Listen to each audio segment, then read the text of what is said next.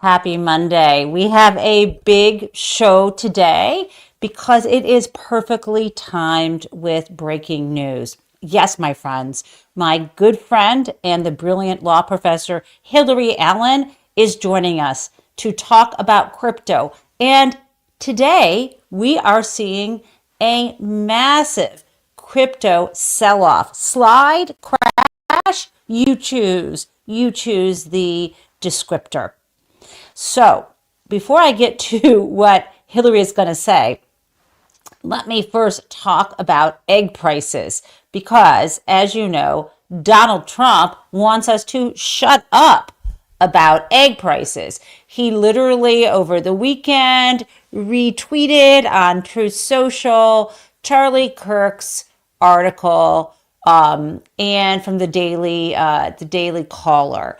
And I decided to superimpose a cracked egg on top of the image Charlie Kirk used as a thumbnail, which was just, egg cartons on shelves when actually many shelves are empty. But Donald Trump retweeted this, shut up about egg prices. I don't know. They don't want us talking about egg prices. They're accusing Democrats of being gleeful about the price of eggs. And let me just say, I am not gleeful about what's going on. I don't want people to suffer, whether or not they voted for Donald Trump or their parents voted for Donald Trump or they just sat this one out. I don't want people to suffer. And I also know that reality is such that there are actually natural consequences for actions. I don't want anyone to touch a hot stove, but when you touch a hot stove, you in fact can burn your hand. I don't want anyone to fall asleep smoking on the sofa, set their house on fire, and make them and their family homeless. And I would never be gleeful. That said, there's nothing wrong with public service warnings saying don't smoke. It's not safe, but certainly don't smoke as you're falling asleep. Nothing wrong with saying don't touch a hot stove. Certainly helpful to tell people that maintaining this healthy lifestyle as you can based on your doctor's orders and getting a good night's sleep. Nothing wrong with saying these things because usually the outcome is good if you follow rational advice. But we know human nature. And some people do not learn and make others suffer, unfortunately. So when I tell you I won't shut up about egg prices, it's not about being gleeful. Now, let's talk a bit about egg prices. Donald Trump is so upset that egg prices are high and that people are complaining about grocery prices, inflation being high, that he is finally, I guess, having the Department of Justice, according to a newsletter I read today from Felix Salmon, the economist, and I should say the economics author, that he says that the Justice Department is actually investigating whether there is collusion in the egg market. And he has his newsletter. It's co-authored by Emily Peck, so it's Emily Peck and Felix Salmon in Axios. And it's a great newsletter. He talks about Eggnomics 101. And what he says is even though the Department of Justice is in the early stages of investigating whether there is collusion in the egg market, whether the egg producers and sellers are keeping prices high or volume low, he is saying that, high egg prices really can't be explained by collusion. And of course, he explains that in great detail that unlike other goods that have high elasticity, for example, if something gets a little pricey, the price goes up, you switch, right? There's some products where you don't really care. I mean, for me, if I'm buying lettuce at the supermarket and there's one brand or another, if I'm buying local and one farm or another, I will be very responsive to switching between brands. And in addition, if mesclun, the lettuce, is high, then maybe I'll switch over to arugula. Or if lettuce is really high, maybe I'll switch over to spinach.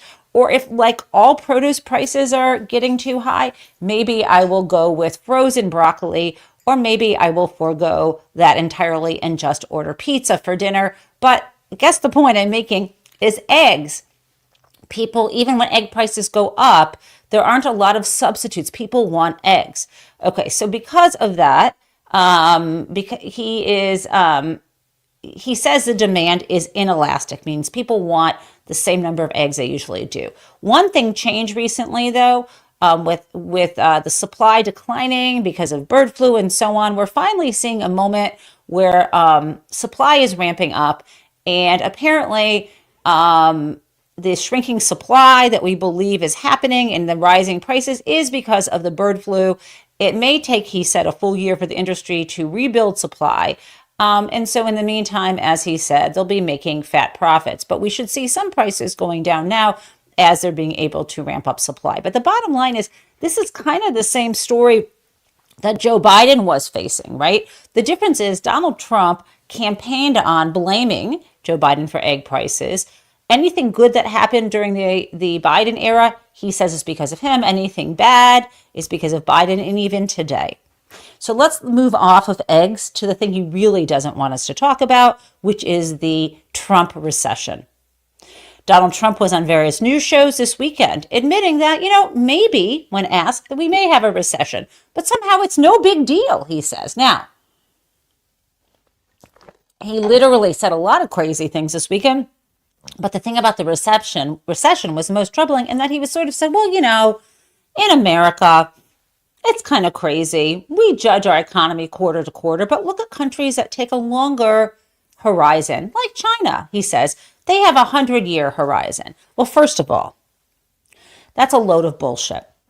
Just because a country has been around so many tens of hundreds of years beyond what we have does not mean that their economic planning is 100 years. China is known for the so-called 5-year plan. And you may have heard about the 5-year plan under when Mao took over in the late 1940s in China. But as it happens, China was looking at 5-year plans for industrialization, even under Chiang Kai-shek.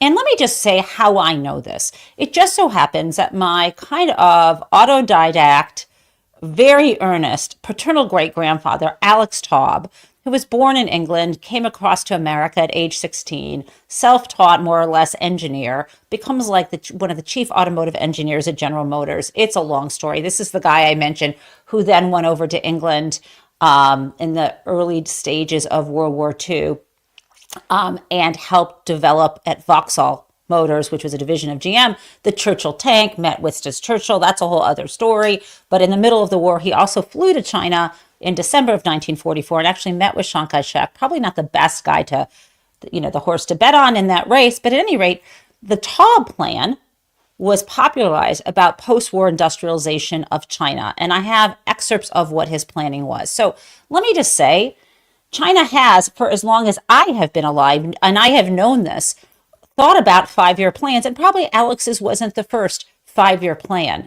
I'm sure that other 5-year plans in China may have been predominant before that, but I certainly know that in the mid-1940s, and we're getting on 80 years now, for at least 80 years, I am aware that China has indulged in and planned in 5-year periods. So, and probably even broken that down into quarters. So fuck you, Donald Trump, for just saying shit that's not true. Now, the answer to all of that is yes. He's saying there may be a recession, but he's blaming it on Joe Biden, saying I have to do all of these different things and we have to do all this Doge cost cutting because to fix what Biden messed up. And he literally said, and this is the craziest part. It's not all crazy town today, but it's feeling like it.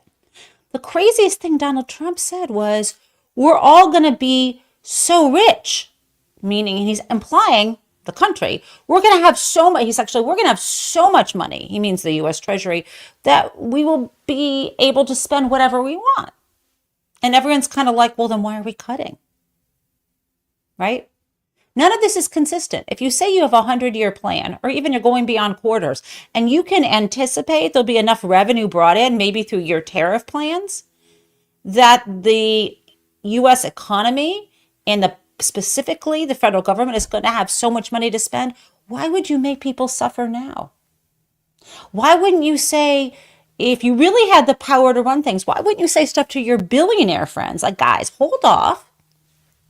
We're going to have so much money soon.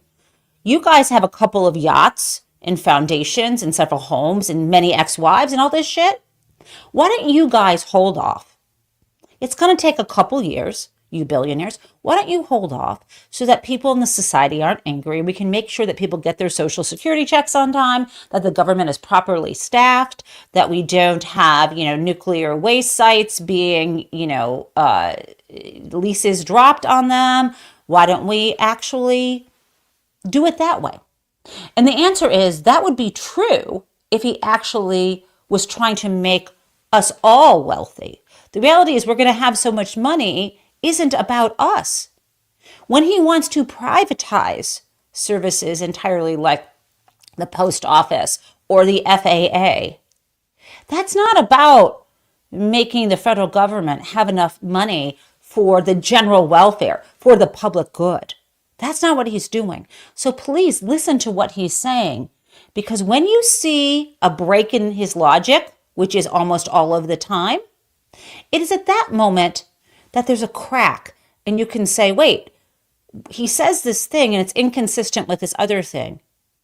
It's because he just says stuff, but you can see what's really true.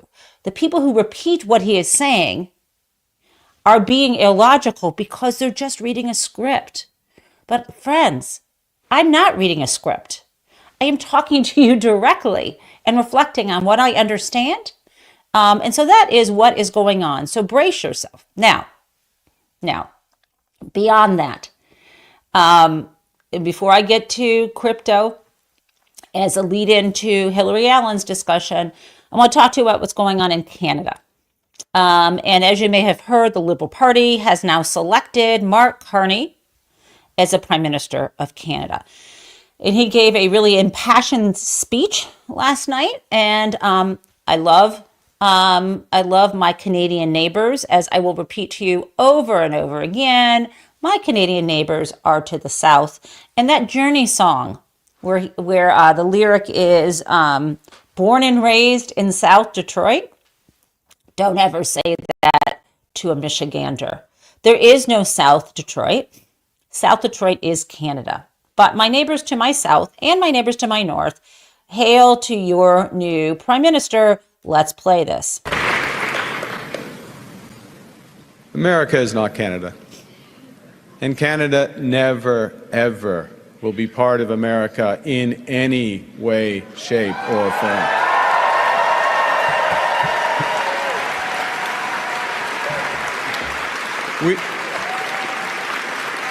Look,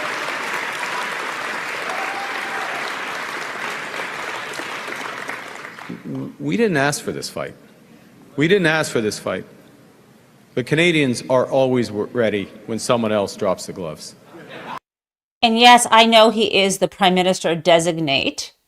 Someone said that in the chat, and it's actually written here in French as well.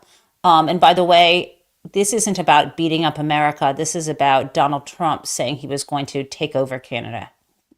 So the Americans, they should make no mistake, in trade as in hockey, Canada will win.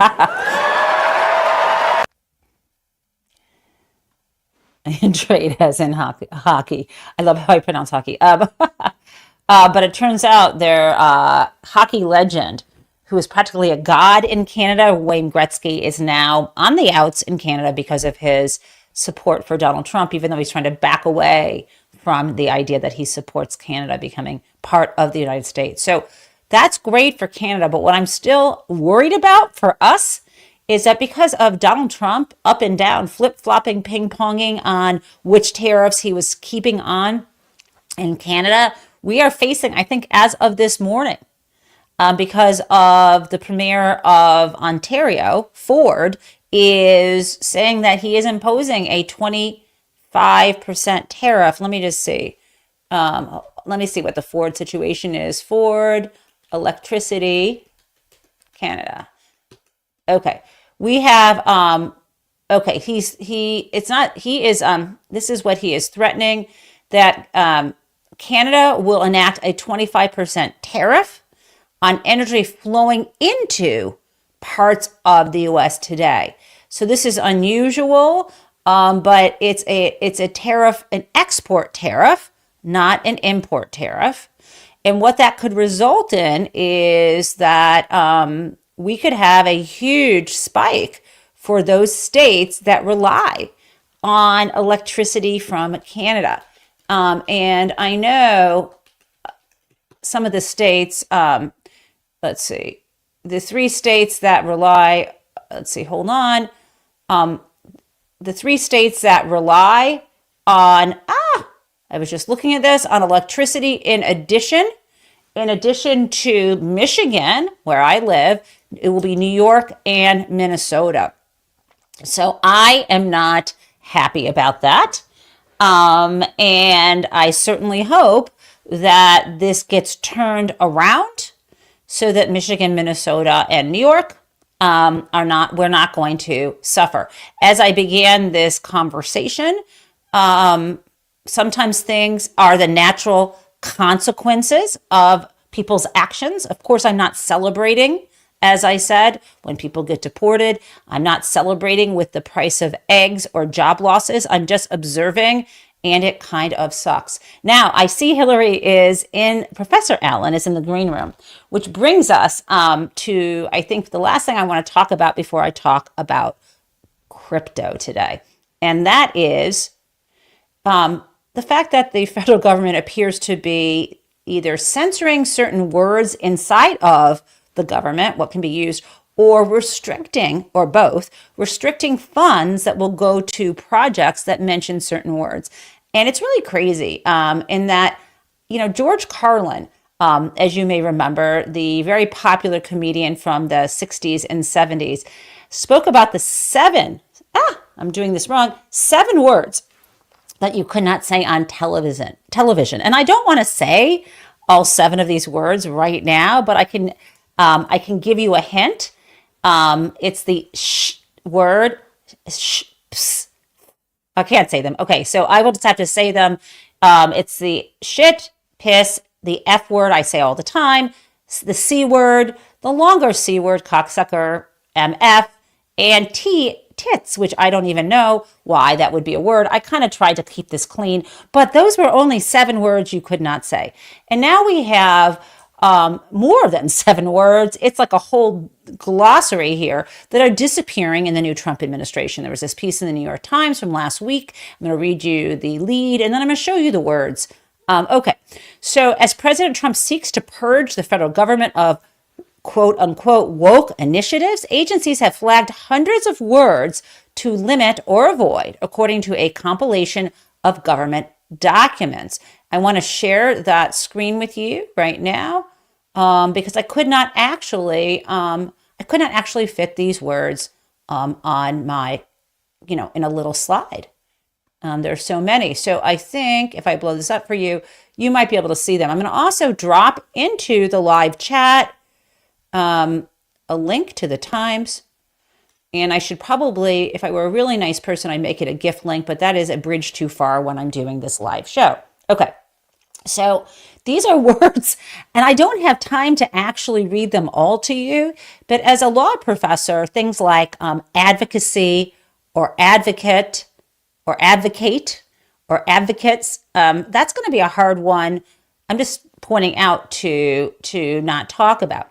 Now, also, what I find interesting is the words that aren't on here, right? So you have words like bias, even the word, my favorite, even the word, where is it? Females, the word gender, victim, pollution, political, historically, minority, social justice. So these are all kinds of words, key groups, key populations. Some of these are words that are associated with transgender people. Others are just things like Gulf of Mexico, health equity, implicit bias, pregnant person. Anyway, we could go on prejudice, disability. So you can see these words, and it might not surprise you because they're about trying to, I think, create a kind of white supremacist patriarchy. Is that fair to say? So what's really interesting then is the words that aren't on here. Now, as you know, one of my areas that I focus on is white collar crime. And so I wondered, other than the words advocate and victim, if I just wanted to talk about white collar crime, and of course, I talk about white collar crime being a tool for political, social, and financial advancement for the white, wealthy, and well connected men. So if I just said it's a tool for social and financial advancement for white, wealthy, and well connected men, can I say all those things? And it looks like the word men is not on here, unless the white collar criminals I'm talking about are men who have sex with men. No. So men I can say, and let's see if I can say white. I can say white, but I can't say black. Can I say well connected? I can. So how about wealthy? Yes. I can talk about white, wealthy, well connected men. And can I talk about crime? Yes, I can talk about crime. So as long as I don't talk about the victims of white collar crime, or that I talk about it being injustice, perfectly cool. So I'm thinking, wouldn't it be cute if I tried to get a federal grant where I only had the words of what is at the center of what I research? Because don't you see, by leaving this out, what they're saying? Okay, now, let us turn to Hillary. I'm going to introduce Hillary Allen in a moment. This is fabulous tweet. It's from June of 2023 to let you know that she didn't just come upon the position she'll be talking about today. And certainly this was not at the beginning of her study of crypto, corporate governance, corporation law, finance. I could go on, institutional investing. She's an expert on many things. And I love this. She also likes, apparently, to reference popular culture, because she says Congress should stop trying to make crypto happen. And this was a talk, this was a piece that was recently published in the Financial Times last summer. But Hillary, of course, also testifies before Congress. And we shouldn't try to make fetch happen, and we shouldn't try to make crypto happen. And let me just tell you why this is perfect timing for her to be here. Okay, let me pull this up. This is news from just this morning before the show. Crypto exposed stocks fall as Bitcoin decline extends into fifth straight session. We also have something I want to share with you. This is about the Trump coin, which he launched, I want to say it's been less than a year. And since it was launched in January, it reached a $7.2 billion valuation. That means all of the Bitcoins issued times their individual price was as high as 7.2 billion. But within 48 hours, there was a crash. The value plummeted to 82%. Let me show you where it is at today. So this was, if you look on the left of this chart, this was the peak. And here we are today. It's probably changing now already since this morning. But this was like, I'm looking at that as being, let me blow this up so I can actually read, $8.6 a share. Now, of course, I'm not advocating that you buy or sell any asset, any security, or any, I don't know, tulips or any feathers, any other hyped up commodity. Now we have, this was published in February to show you what I'm talking about, give you the actual dollars since its peak between January and February. His supporters who bought this meme coin, which is the $ Trump, they had lost $12 billion. Now, today, my goal is to have Hillary come on and talk about this piece. She sent it around to me. There was an op-ed that she circulated, written by Henry Burke, who is a researcher at what's called the Revolving Door Project. And Democrats, a headline here is Democrats are joining Republicans on Trump's alarming crypto agenda. And this was about 2 weeks ago. The Senate Banking Committee held a hearing, and it was quite bipartisan in tone. And this is alarming, according to Burke, at a moment when, as we've talked about, there are real concerns about why Donald Trump is creating this crypto reserve.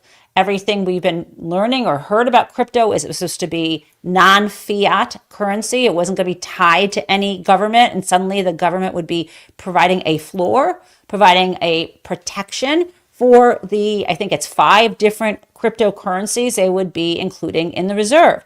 Then we heard last week Donald Trump said, and this is, I mean, astonishing if you have a brain. He claimed it wouldn't cost us anything because they were going to fill the crypto reserve with Bitcoin that had been seized as part of crimes, which is kind of crazy because if you have assets, for example, if the government took gold jewelry or took paintings or took whatever it seized of value, it could actually sell those assets on the market, and then we would have billions upon billions of dollars if it's really worth that, and that would be in the treasury, and we wouldn't actually have to make as many cuts in our budget. Now, their argument is, oh, we should hold on to it because the value goes up in time and we've sold earlier and that's hurt the price. Okay, I mean, we can talk about that in a moment, but what I want to do first is bring Hillary Allen up on stage so she can tell us what is going on in terms of the Bitcoin legislation that the author of that op-ed, Henry Burke, was concerned about, where we are right now, and what we should do about it as ordinary citizens to stop the steal. Welcome to the show, Hillary. Hey, Jen. Hi, you're up on stage now. Can you hear me? I can Hi. hear you. So you are live with, okay, great. Do you want to tell us a bit more about what is going on in the Bitcoin world?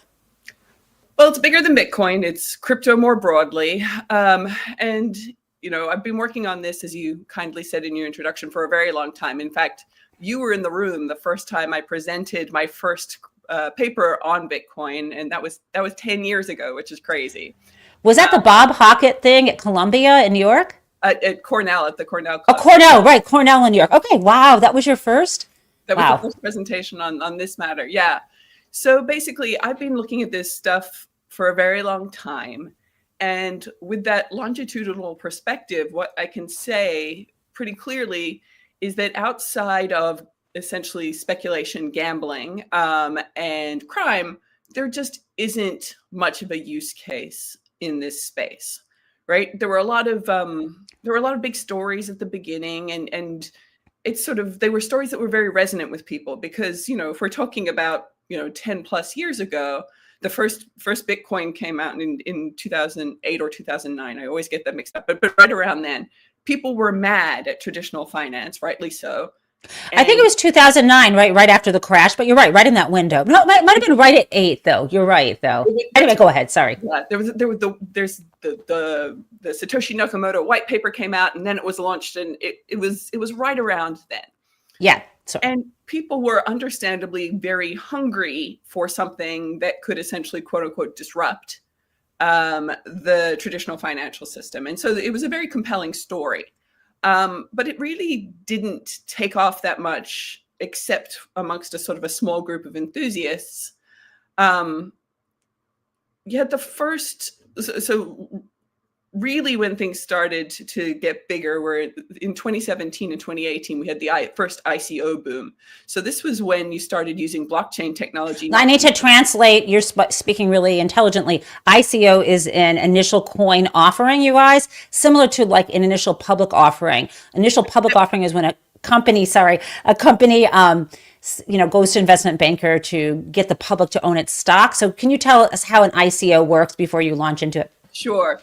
Yeah, and ICO is definitely a play on IPO, but it's nothing like an IPO. So in an IPO, an initial public offering, you have to work with the Securities and Exchange Commission to make sure that you're disclosing the right information to your investors. It's a process that takes time, money, and more to the point, audited financials about what your business is.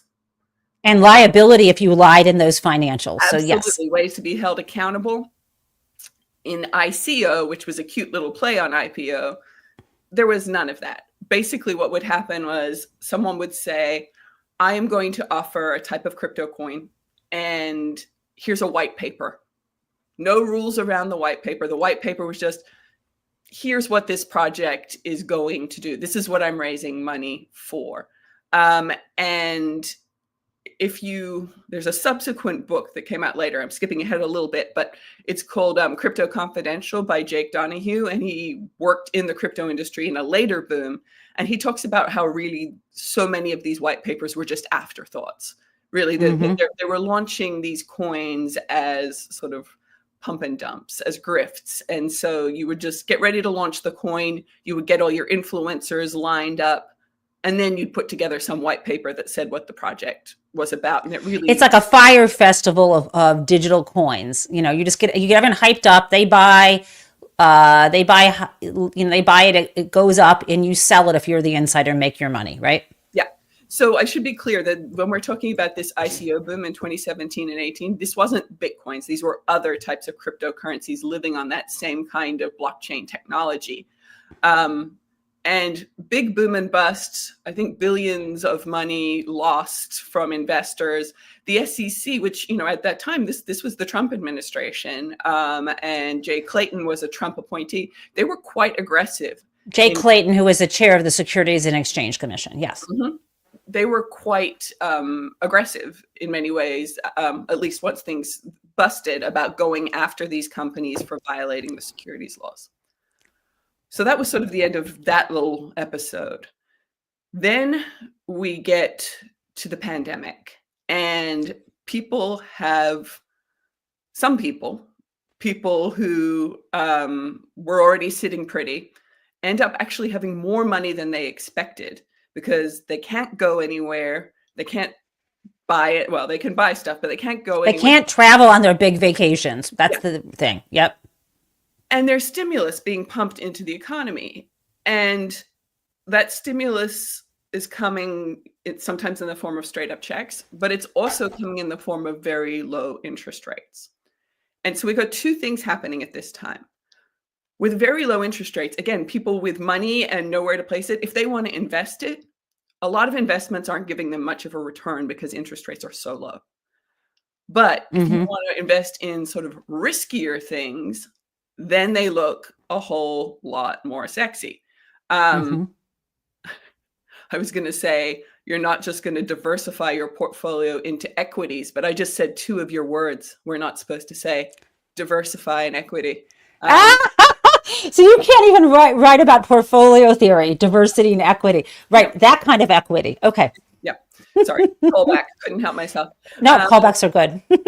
Anyway, so you've got people taking that money and making Hail Mary investments in Bitcoin and other crypto coins. You also have that money being invested by really wealthy people into venture capital funds. And so the venture capital funds, they start pouring the money into funding crypto projects to get them off the ground. And they are early investors who will be able to cash out quickly. And then you have everyday people putting their money in. And so you get this huge crypto boom, 2020, 2021, and then into 2022. At this point, so we didn't hear so much from the SEC during 2020 about this. In 2021, we've just had a change in administration. There's a new... Can I just stop you before we get to the SEC regulation, if you can say your thought? One thing that I've spoken with, not on this show, but previously with, Zeke Faux, the author of Number Go Up, and with others, to sort of demystify, I like to break apart this idea of this is, and to explain one little piece of this before you get more into the regulatory, trying to rein it in. Is that, I think it gets confusing when people focus so much on the platform. Like the blockchain platform gets confusing. I think it's interesting, but yet it's similar to, most people use their Visa or American Express card and they don't think about the platform behind that, right? Or we turn on our electricity, and I don't often think about the electrical grid. And I think it confuses people to think it's something that because these coins live on or created through and traded through a particular technology, that they're anything other than, the analogy I use is if you had a gift card for Toys R Us, but Toys R Us isn't here anymore, but people are trading those and they go up and down in value. And the question is what you can use them to buy beyond just trading up the price so you can make money. How do you get your money out of this sort of crypto world into a real bank account, because someone's making money off this? And then I just want, because you know what I'm trying to say here, because people know that these are coins, and you think about coins as being, you think about money as a store of value, a medium of exchange, and a unit of account. That's how we're taught, right? But this feels a little bit more like, less like a unit of account because it fluctuates so much. A store of value, maybe, but it fluctuates. And what was I say? Unit of account, a store of money, and a medium of exchange. Can you explain to me why it's sort of like money, but why it's also sort of like a commodity before you get into the regulation here? Look, on the money stuff, that horse has left the barn a long time ago. That was the initial idea behind that it would be this kind of money that we didn't trust the financial markets because they blew us up. Is that what you're saying? Central banks. It's actually the central banks, like the Fed or the central. Okay. Yeah, it's actually more anti-government than it is anti-regular banks. But that was when it first started. So when Hillary started the conversation today, 2008, 2009, there was an argument that this would be the new money. But you said it's not. Everyone's kind of saying it's not money. It's just an investment. Right. So money. So Bitcoin was never going to work as money. It was too volatile. There's a fixed supply, so it would be deflationary in the sense that if something gets more valuable over time, you don't want to spend it, right? So something either has to be money or an investment. Pick one, or as I like to say, pick neither. But in this case, thank you for that, Hillary. That is actually one of the best explanations I have heard about what money would be, right? Yeah. You're not going to circulate it if you think it's going to go up in value. You're holding on to that thing. Okay, go ahead. Thank you. And if you don't want to, take my word for it, a couple years back, El Salvador announced with great fanfare that Bitcoin was now accepted currency in Bitcoin. Guess who just walked that back? No longer national currency in El Salvador. So the money thing, that's not a thing anymore, except it's sometimes trotted out to try and say why Bitcoin should be valuable because one day we'll be spending it, but it doesn't work as money if we're all just holding on to it. So it's a speculative investment. All of this stuff is speculative investment. So this gets us to the regulation. Why you're saying, Jay Clayton, why didn't the SEC say this is an investment and we're going to really regulate the same way we regulate stocks? I know you know the answer to that. But Jay Clayton sort of did. I mean, it took him a little while to get there, but under the first Trump administration, that was pretty much the message from the Securities and Exchange Commission. Now we get to 2020, and there's always this sense when something new comes along. Maybe we should see how it plays out. We don't want to be too aggressive in tamping down on this.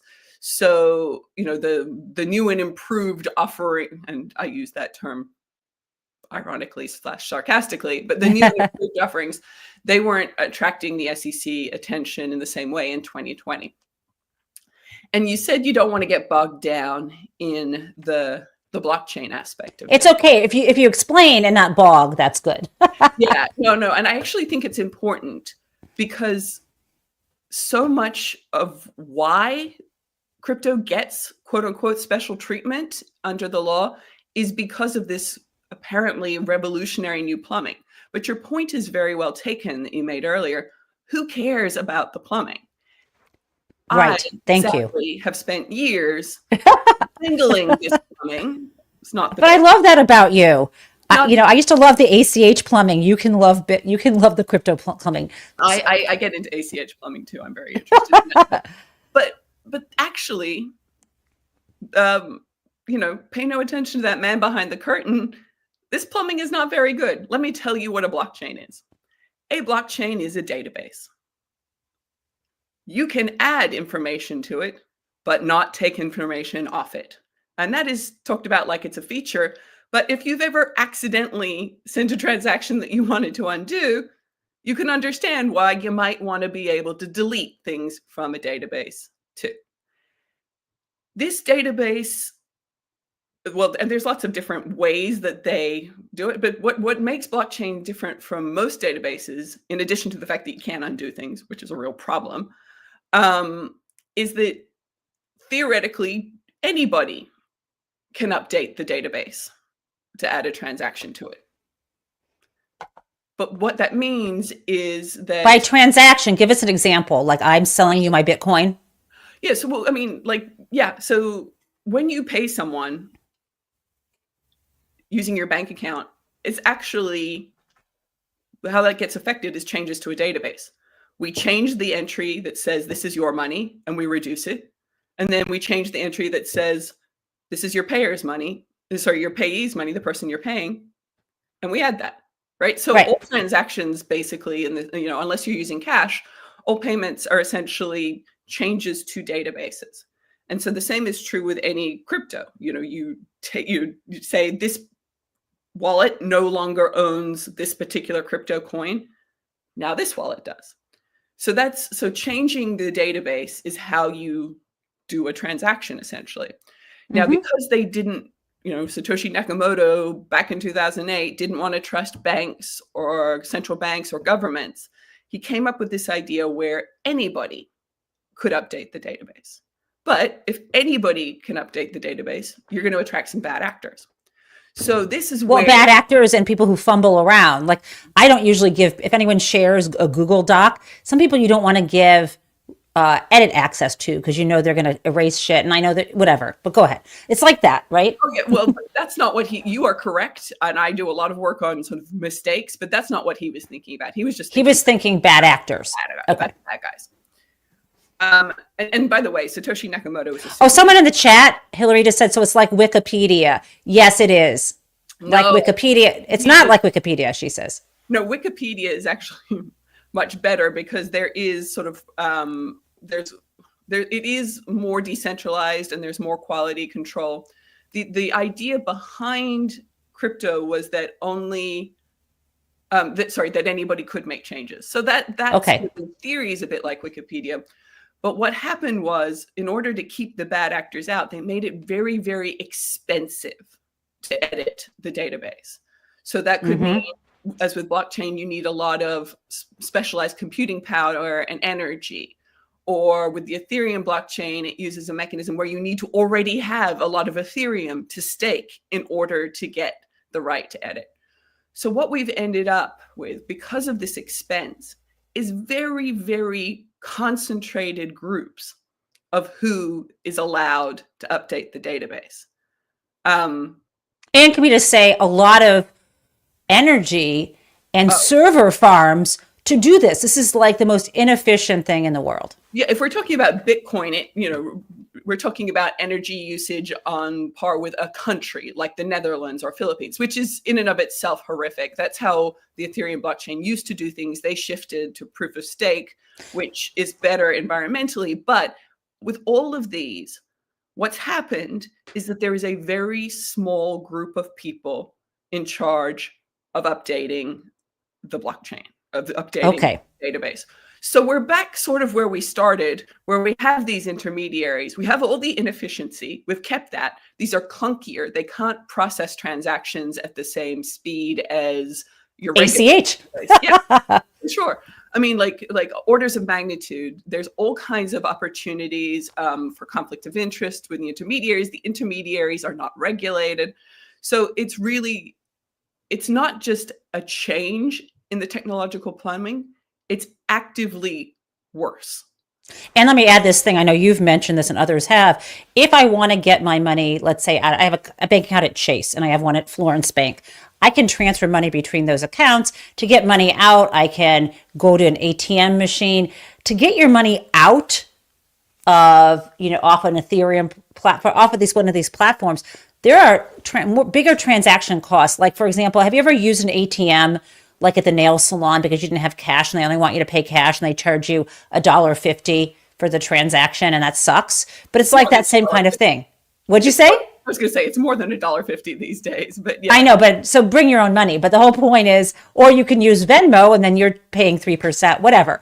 But the idea is, it really takes a longer time. And because of the lack of regulation, it's even hard to use it, even to extract money. So, Yeah, no. So basically, the way you get crypto is you buy it on a crypto exchange. So this is one of the things that drives me bananas because I keep hearing people saying, well, crypto will bank the unbanked. People who have traditionally been locked out of the financial system, they will be able to use this to bank. But if you get anybody from the crypto industry in private, they will admit to you that that is simply untrue. Because in order to get crypto, you need to have a crypto exchange account in order to buy it. And what do you need to get a crypto exchange account? a computer or a phone. And a bank account. Oh my God. They will not open an account for you without a bank Of account. course. So there is, I guess, one caveat to this, which is, speaking of ATMs, there are these things called Bitcoin ATMs, which are cropping up, in same places as sort of check cashing services as well, where you can simply put your cash into the ATM and get Bitcoins. But you know what? Some of those ATMs don't have a withdrawal mechanism. You can't get a lot of them, from what I understand, you can't get Bitcoin back out into cash. You can use your cash to get Bitcoin, but it's the Hotel California, right? You can never leave. And So now let me just say, I kept pulling you aside from where you began this thread, which was you were saying the plumbing and the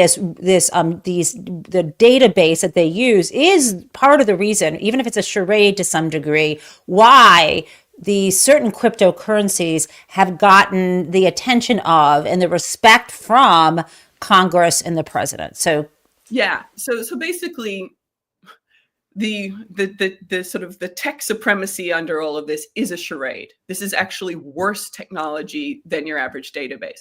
But because it has this complex game theory aspect to it, and because it's being really pushed by Silicon Valley, and I mentioned before how many venture capital firms with a lot of money behind them have really pumped this, I think there's a sense amongst a lot of people in government, regulators and Congress people, well, this is new and innovative and exciting, and maybe the old rules shouldn't apply.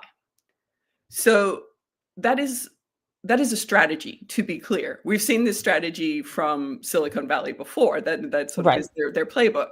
And so we're talking about the latest really big crypto boom before this one was started in 2020. People are investing in this stuff. Prices are going up because this is essentially, with the exception of one category of crypto called stable coins, which I'll get to later, basically every crypto coin is a Ponzi-like asset, right?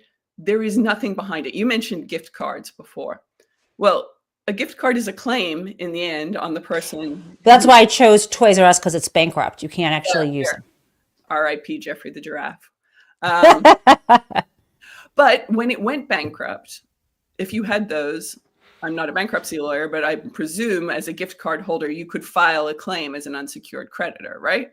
Right, but I'm talking about well after. I'm saying that someone's using something that to trade. But let's not do stable coins, because let's stick because I realize we have like 6 minutes. So I want you to, but we can go over. But I want you to talk about what Congress is doing now, what this crypto reserve is now, and how we stop the madness. Well, I do want to stick with this for a second because it's a good. Okay, sorry, you do it. Yeah. Yeah. So, all right, but let's assume Jeffrey the giraffe has not gone bankrupt yet, right? Okay. And you have those gift cards. You can file in bankruptcy court as an unsecured creditor of Jeffrey, and you might get something. You might not, but at least Toys R Us had some assets. It had properties. It had,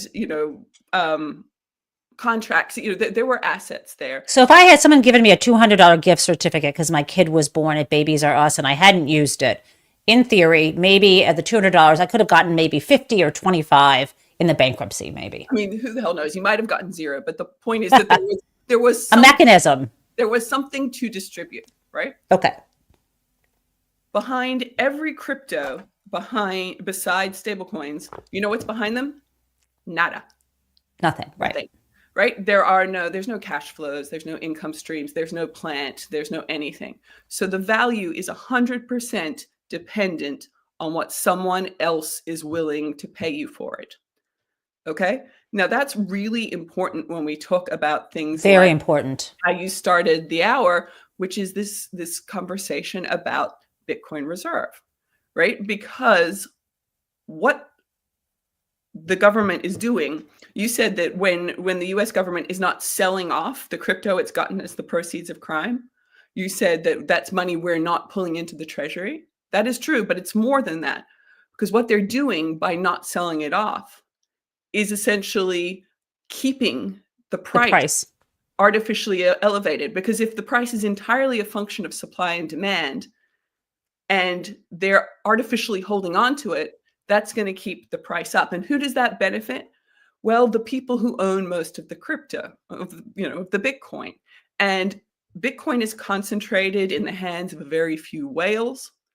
Bitcoin is used by all kinds of criminals and foreign adversarial governments. So the North Korean government is funding its nuclear program with Bitcoin and other crypto. So like these are the people we are keeping the price elevated for. Right. So you can sort of see this reserve as a bailout for Bitcoin.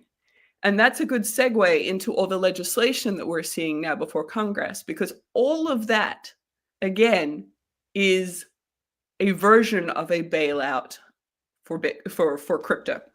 Right. Now, I mentioned that there are different types of crypto, and I said that there are these stable coins that have assets behind them. So these are different from most crypto. Basically, it's like a money market fund, right? It's exactly like a money market mutual fund. Basically, crypto was too volatile for, you didn't want to park your funds there in between investments because it was too volatile. You couldn't use it as collateral for loans because it was too volatile. So they came up with these stable coins. And, the irony is so rich. What are stable coins backed by? Well, US government treasuries and things like that, because crypto can't provide stability. It's got a free ride on the stability of the financial system it's trying to supplant, which is just crazy. Mm-hmm. So these stable coins arise, and everyone talks about them like we're going to use them for payments. Payment stablecoin this and payment stablecoin that. I've talked to people working in countries all over the world. These aren't being used to buy eggs, although no one can afford eggs. But they're not being used to buy a cup of coffee, right? And every time I say it, there's like one diehard crypto fan in the audience who's like, I use them to buy coffee. I'm like, okay. But on a significant scale, no one is using them for these things. What are they using them for? On-ramps and off-ramps for crypto speculation, collateral for crypto loans.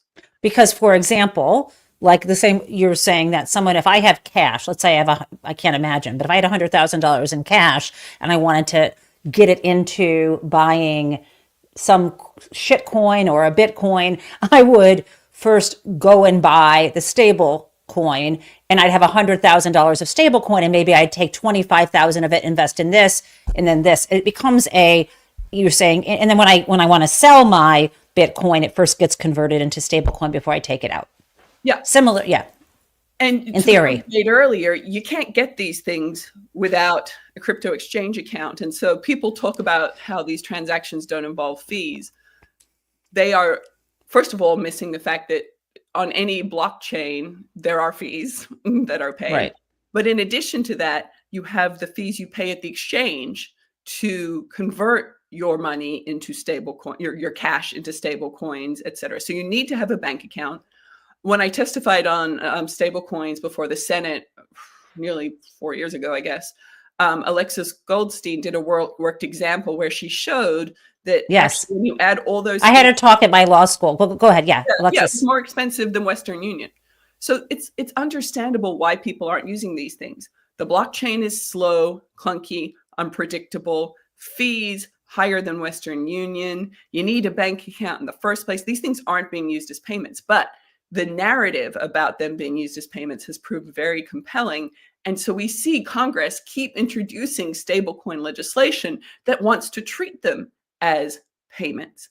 And it could succeed. And the reason why Congress could succeed, where, I mean, there's no market for this stuff for payments unless Congress steps in. But the reason why it could succeed is that Congress is essentially offering a lighter touch regime than you would have if you were offering a money market mutual fund or a bank account. You don't have to comply with those laws anymore. You get a much lighter touch regime. And it's because Elon Musk wants to create a bank and he'll do it this way. But anyway. Well, that's the other. Sorry, it's a separate issue, but yeah. No, but it's actually really important and related. So, right now we have a stable coin in the US, USDC, and plenty of people have made arguments that in fact they are operating as an unlicensed bank, that they are operating as an unlicensed money market mutual fund. So there's an ambiguity around that. And I think that ambiguity to some extent has kept the big tech platforms out of this space. Once this law gets passed, it's open. So tell me about the law. This is a law you're, again, about trying to do a light touch to help encourage this kind of so-called stable coin. Well, I mean, that's what it's actually for. I mean, that we haven't seen a single crypto bill in however many years that Congress has been working on this that was anything other than a crypto industry wish list. So keep that in mind. Oh, actually, I would say one exception. There have been some bills that went after sanctions evasion and money laundering, and they were more sort of public interest focused. But all the bills that we've seen coming through, other than those, have really been industry wish lists. And so this particular industry wish list not only creates a lighter touch regime for stablecoins than the existing banking and money market mutual fund regulation, it also says that anybody can own a stablecoin issuer. So right now we have what's called the separation between banking and commerce, and it's not as robust as I would like, but really you can't accept deposits unless you're a bank. And if you're a bank, you can't engage in non-financial businesses like running a pencil factory. And let me just say to people why, because I've got to interrupt you because someone has this question in the chat, which I think you can answer. I'm not going to comment on what you just said because this question will create your answer. Stephen rolled in our group says, what's the difference if we fight over a piece of paper with a POTUS on the face versus this? It's just paper. And I think this is the crux of the matter between the unregulated and the regulated when the paper is back. So can you explain that piece about why you're so concerned about bringing this privately created so-called money investment into the protection of our banking system? Thank you. Yeah. So, I mean, this is a thing you hear regularly from the crypto industry is they're like, well, there's nothing backing the US dollar either. And I was like, well, there's the US military, there's the faith and credit of the US government, there's the fact that we all pay taxes in US dollars, which creates a market demand. Yes. Dollars. So it is a different thing. We've tried privately issued money in the past. We actually have a long history of it. I believe it was Abraham Lincoln who ultimately said, can't do that anymore. Because what happens is when you have everybody issuing their own money, it's really hard to trust money. It's really hard to standardize money. You start having to do exchange rates within the country. It's not great for economic growth. So we have Yeah, you guys Google Wildcat currency and you'll know what she's talking about. The Wildcat banking era. So we have this situation where stablecoins aren't currently used for payments. They are arguably the ones that are there in violation of money market mutual laws and banking laws. We're about to set up a regime. And let me just say, I have to say, I'm sorry, but I have to explain why. The reason I worked at Fidelity Investment, I was the head lawyer for the money market and fixed income funds, you guys. So the thing about if you buy a money market fund, let's say inside your 401k, or you happen to have a brokerage account, it kind of keeps a $1 net asset value, a stable. And the reason why it's able to hold itself out as that is if I put 100,000 in, I can get 100,000 out. So it's almost almost like a bank account, but it's not backed by the FDIC. And the reason why they're allowed to do that is when they take my dollar, they're extremely limited on what they can invest in it. They take the dollars and they can only put it in, it has to have a average maturity rate of a certain number of days. None of the things it buys can be mature in more than a year, but it has a very short, on average, liquidation rate. So they can't invest in something that you know is going to have a 10-year horizon. The idea is that if I pull my money out the same time Hillary does, the same time someone else does, they can just quickly sell off what they have, short maturity instruments. They sell them off, they get the money, and they give it to us. And that all works fine unless there's a run on the money market funds. But the whole idea is to control. If you want to claim that you can give, that your asset is never going to lose value, someone has to regulate what you do with it. Otherwise, you could just go off to Vegas or do whatever with it, right? Sorry, go ahead. Well, and what Congress would tell you is they would say, well, that's why the members in Congress sponsoring this, they would say that's why we need this legislation, right? To keep the stable coins from investing in bad things. To which I say, why not use money market mutual fund regulation? Because it is more robust than what we're seeing in this bill. I should make the point that we've seen two very big runs on money market mutual funds in the last 20 years. There was one in 2008 and there was one in 2020. And what happened in both instances? The U.S. government bailed out the money market mutual funds. And what's even funnier than this, though, they bailed out. So there's two types of money market funds, one that only invests in U.S. treasuries and one the kind that invests in other kinds of private assets. There was a run on both types, Hillary. So people don't, once there's a run, anyway, that's a little in the weeds. But yeah, sorry, go ahead. So there've been, and every time the government bails them out, which is sort of annoying, but yes. So that's exactly what this law is setting us up for with stablecoins, right? It has, these bills specify, like, these are the things that can go in the stablecoin reserve. In other words, these are the things that the stablecoins can invest in. But there is no guarantee that that will prevent a run. In fact, there already was a situation where one of the stable coins nearly collapsed. Not everybody knows about this, but in 2023, when Silicon Valley Bank failed, the stable coin USDC, the Circle stable coin, they had $3.3 billion of cash from their reserve with Silicon Valley Bank.